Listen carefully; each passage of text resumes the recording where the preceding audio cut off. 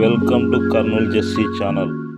ఈరోజు మనం మాట్లాడుకోబోయేది భారతదేశపు మాజీ ప్రధానమంత్రి, యువ రాజకీయ నాయకుడు, ఆధునిక భారత తండ్రిగా పేరు పొందిన రాజీవ్ గాంధీ గారి జీవిత కథ గురించి. రాజీవ్ గాంధీ గారు 1944 సంవత్సరం ఆగస్టు 20న బొంబాయి, ప్రస్తుతం ముంబైలో జన్మించాడు. ఆయన తండ్రి ఫిరోజ్ గాంధీ, తల్లి ఇందిరాగాంధీ. చిన్నప్పటి నుండి రాజకీయ వాతావరణంలో పెరిగిన రాజీవ్ గాంధీకి రాజకీయాలంటే అంతగా ఆసక్తి లేదు. విద్యలో చాలా ప్రతిభావంతుడు అయిన ఆయన కేంబ్రిడ్జ్ యూనివర్సిటీలో ఇంజనీరింగ్ చదివారు. తరువాత పైలట్గా ట్రైనింగ్ తీసుకొని ఇండియన్ ఎయిర్లైన్స్లో పైలట్గా పనిచేశారు. రాజీవ్ గాంధీ ఇంగ్లాండ్లో చదువుతున్నప్పుడు సోనియా గాంధీను కలుసుకున్నారు. తరువాత ఆమెను వివాహం చేసుకొని భారతదేశంలో స్థిరపడ్డారు. వీరికి రాహుల్ గాంధీ, ప్రియాంక గాంధీ అనే 2 సంతానం ఉన్నారు.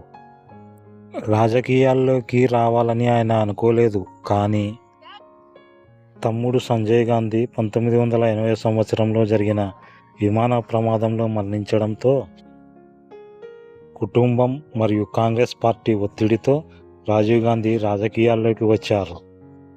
1981 సంవత్సరంలో అమేథీ నుంచి ఎంపీగా ఎన్నికయ్యారు. అప్పటి నుండి ఆయన రాజకీయ ప్రయాణం మొదలైంది. 1984 సంవత్సరంలో ఆయన తల్లి ఇందిరాగాంధీ హత్య చేయబడింది. ఆ పరిస్థితుల్లో దేశానికి బలమైన నాయకత్వం అవసరం కావడంతో కాంగ్రెస్ పార్టీ రాజీవ్ గాంధీని ప్రధానమంత్రిగా ఎన్నుకుంది. అప్పుడు ఆయన వయసు కేవలం 40 సంవత్సరాలు మాత్రమే. భారతదేశ చరిత్రలోనే అతి పిన్న వయస్కుడైన ప్రధానమంత్రి అయ్యారు. రాజీవ్ గాంధీ పాలనలో భారత్లో ఎన్నో మార్పులు, సంస్కరణలు, కంప్యూటర్లు, టెలికమ్యూనికేషన్ రంగాలను ప్రోత్సహించారు. పంచాయతీరాజ్ వ్యవస్థకు బలాన్నిచ్చారు. యువతను రాజకీయాల్లోకి ప్రోత్సహించారు.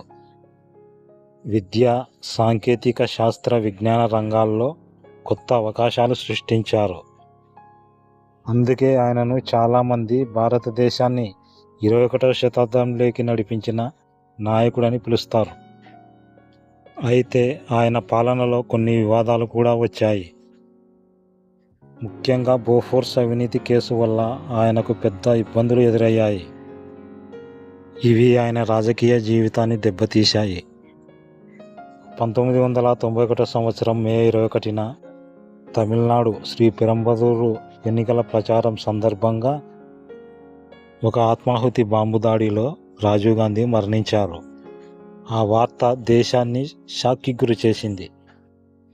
రాజీవ్ గాంధీ స్వల్పకాలం మాత్రమే ప్రధానమంత్రి అయినప్పటికీ ఆయన ఆలోచనలు, తీసుకున్న నిర్ణయాలు ఈ రోజుకి ప్రభావం చూపుతున్నాయి.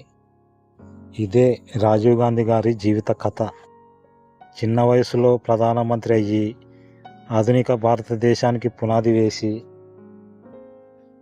దురదృష్టవశాత్తు ఉగ్రవాదానికి బలైన ఆయన చరిత్రలో ఎప్పటికీ గుర్తుండిపోయే నాయకుడిగా నిలిచారు. మా వీడియోస్ నచ్చినట్లయితే లైక్ చేయండి, షేర్ చేయండి, కామెంట్ చేయండి, సబ్స్క్రైబ్ చేసుకోండి, బెల్ కొట్టండి. జై హింద్.